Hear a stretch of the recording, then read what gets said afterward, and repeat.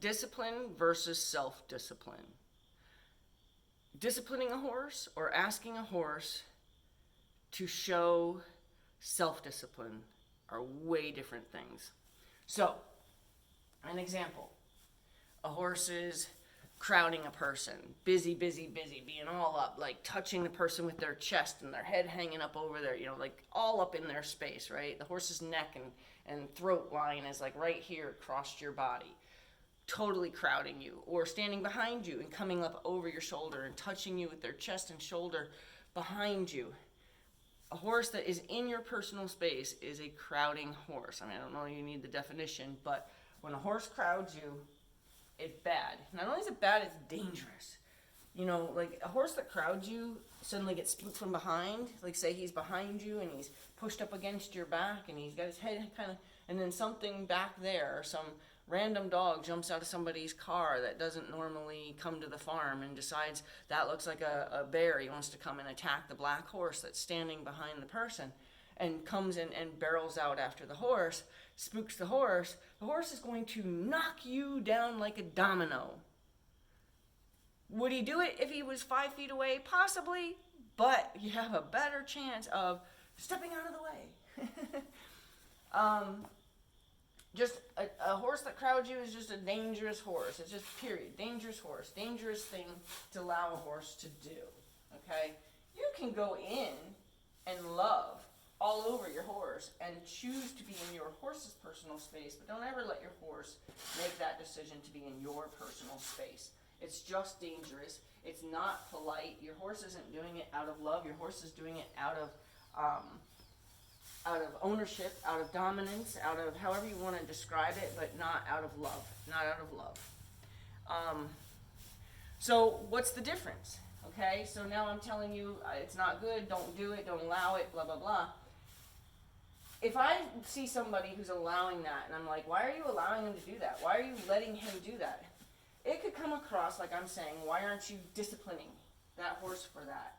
Why aren't you making that horse, why aren't you like yelling at that horse for that behavior? Why aren't you disciplining him? I don't expect anybody to discipline a horse for crowding, for biting, for not knowing to stand properly on cross ties. What I am looking for somebody to do is to teach a horse self-discipline. Teach the horse that that's not okay for you. And how you do that is you teach the horse to get out of your space. Teach the horse to get, my guideline is a pony length away. Put a little Shetland pony, imaginary Shetland pony, between you and that horse, and that's where the horse needs to stay. Imagine your little tiny Shetland pony doesn't want to be stepped on by that horse, and you're going to protect your little pony and say, get off my pony, right? I don't usually go to that extreme where I'm saying, like, imagine and don't, get off my pony. I don't go to that extreme, but I do use the little pony as like a measuring stick. A little pony, probably 3-4 feet. I want my horse to show self-discipline, that he can stand 3 or 4 feet away from me and not need to be messing with me, not need to be trying to nibble on me, not need to be, all up in my space. And if I feel inclined to go love on him, I can go and be the leader of the herd and say, hey, I want to come groom on you. Because I don't know if a lot of people know this, but the lead horse is the only one that initiates grooming. You can see your lead horse grooming with other horses, but I promise you, the other horse did not walk up to that horse and start grooming on that horse. The other horse might have presented himself, might have stood with a certain posture that tells that horse, I would be interested in grooming if you're up for it. And then the lead horse would be the first to start grooming, and then the other horse by that would be given permission to groom as well. So you will see your lead horse being groomed by another horse, but trust me, it was not initiated by the lower horse.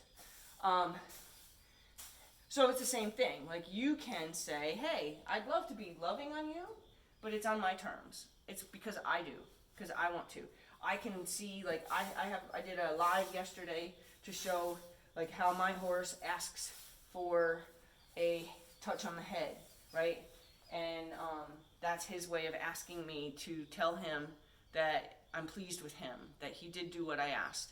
And it's a relationship I have with all my horses. It's the exact same relationship I have with all my horses and horses that I work with. I strive for that because it helps both of us know where we stand with each other. You know, yes, I'm pleased with you is how I'm telling him how he stands with me, and he feels my touch and says, oh, good. And now he knows how he stands with me. I am very strict about showing a horse what self-discipline is all about. So if my horse, if I'm working on this because it's a problem with my horse, I'll put my horse in like an imaginary box and a stand stay. And I will do my best to, like, you know, say have a friend with me, and I'll talk to my friend or whatever. But my job is not to be distracted by my friend. My job is to make sure my horse understands that he was put in that stand stay, and I expect him to stand stay. So I'll deliberately be distracted, but truthfully, I'm not distracted. I'm waiting for my horse to not know what his job is so I can help better explain it to him. So if I'm talking to my friend and my horse takes a creeping step forward, just to, you know, kind of knows he's supposed to be standing there, but like takes like a creeping step forward, or he got distracted by something and took a step forward to look, you know, I would immediately put a little life in my body, but not enough to scare the horse, take my attention away from my friend and say, stand. And then I would go back to, and drain all your energy back away, and then you talk to the person again. And you keep doing that. The lesson is not to have a conversation with your friend, and I don't care how juicy the conversation is. The lesson is not to have the conversation with your friend. The lesson is to tell the horse about the stand stay today. You can have your conversation with your friend, if it really did get to a good topic, after you put your horse away, right? But the lesson right now is the stand stay. Okay. Horses that bite. Horses that bite, I like to do what I call an electric fence effect. You know what? I'm going to go ahead and change this and not do 2 in 1.